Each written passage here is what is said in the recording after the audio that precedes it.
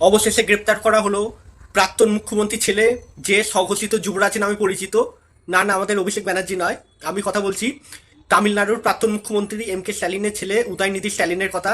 যদিও একে আমি মনে করি যে একে বহুদিন আগে গ্রেপ্তার করা উচিত ছিল, তার কারণ এ হিন্দু ধর্মকে ম্যালেরিয়া এবং ডেঙ্গুর সাথে তুলনা করতে এবং বারবার হিন্দু ধর্মকে বিভিন্ন জায়গায় থেকে আমরা দেখেছি এবং শুনেছি যে একে হিন্দু ধর্মের ব্যাপারে বিষোদ্গার করতে এবং হিন্দু ধর্মকে ছোট করতে, খাটো করতে এবং হিন্দু ধর্মকে বারবার অপমান করতে।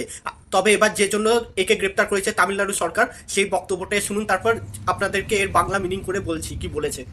திமுக மேல என்ன பொய் வழக்கு போடலாம், என்ன பொய் கேஸ் போடலாம், எங்க தண்ணி வருதோ இல்ல அங்க தண்ணி வரணும், காவிரி சொன்னேன்। শুনলেন, এবার এটা আমি বাংলায় কনভার্ট করে দিচ্ছি, তাহলে আপনাদের বুঝতে সুবিধা হবে।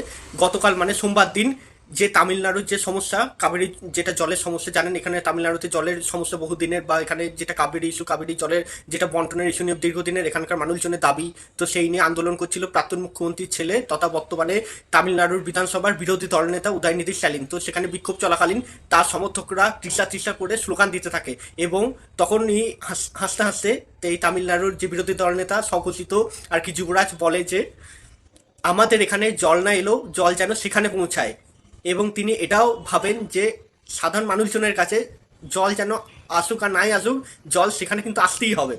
যে লাস্টে মুচকি হেসে বলছেন যে আমি তো শুধু কাবেরীর জলের কথা বলছি, মানে কাবেরী নদীর জলের কথা বলছি। মানে এটা একটা উদ্দেশ্য প্রণোদিতভাবে ডবল মিনিং একটা জোকস, বা বলতে পারেন খাটো করা, বা উদ্দেশ্য প্রণোদিতভাবে এটা বলা। কারণ আপনারা অনেকেই জানবেন যে তামিলনাড়ুর বর্তমান মুখ্যমন্ত্রী বিজয় থালাপতির গার্লফ্রেন্ডের নাম হচ্ছে, বা গার্লফ্রেন্ড হচ্ছে তৃষা কৃষ্ণন, যিনি একজন বিখ্যাত অভিনেত্রী, যেটা আপনারা সবাই জানেন। তৃষা কৃষ্ণনের আপনারা অনেকেই ফ্যান। তো সেই তৃষা কৃষ্ণনকে যখন উদ্দেশ্য করে এই ধরনের একটা মানে খুবই কুরুচিকর মন্তব্য ইনডাইরেক্টলি বললেন এবং তৃষার নাম না করে, তিনি এই ডবল মিনিং জোকসটা বলার 24 ঘন্টা কাটতে না কাটতেই তামিলনাড়ুর পুলিশ কিন্তু চেন্নাইয়ের ডিএমকের আবাসন থেকে, মানে এই উদয়নিধি স্ট্যালিনের বাড়ি থেকে তাকে কিন্তু গ্রেপ্তার করে নিয়ে আসে।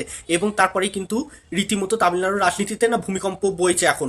তাই আপনারা অনেকেই বলে থাকেন বা বলেন যে মোদি এই ডিক্টেটার, মোদি সমালোচনা শুনতে পারে না, এটা ওটা সেটা, মোদির নামে অনেক খারাপ কথা বলেন, বা মোদিকে অনেকেই গালাগালি দিয়েছে বিগত দিনে দেখেছেন। কিন্তু ভাবুন, একজন মুখ্যমন্ত্রী যাকে সবাই খুব ভালো ভালো করছিল, কিন্তু সামান্য তার গার্লফ্রেন্ডের নাম না করে যদি একটা জোকস মেরে দিয়েছে, যদিও সেই জোকসটা খুবই খারাপ বা জোকসটার একটা খুবই বাজে একটা মিনিং দাঁড়াচ্ছে, কিন্তু তারপরেও আমি বলবো যদি একটা মুখ্যমন্ত্রী হয়ে তা সে যদি এইটুকুনি তার বান্ধবীর নামে শুনতে না পারে, তাহলে প্রধানমন্ত্রীর কথাটা একবার ভাবুন। তাকে তো প্রতিনিয়ত সরাসরি তার মাকে উদ্দেশ্য করে, মায়ের নাম নিয়ে, তার নাম নিয়ে রীতিমতো তাকে গালাগালি দেওয়া হচ্ছে, অসভ্য নোংরা নোংরা কথা বলা হচ্ছে, তারপরে কিন্তু সে কারোর বিরুদ্ধে কোনো রকম ব্যবস্থা নেয়নি। এবার আপনারাই বুঝুন ডিক্টেটার কে।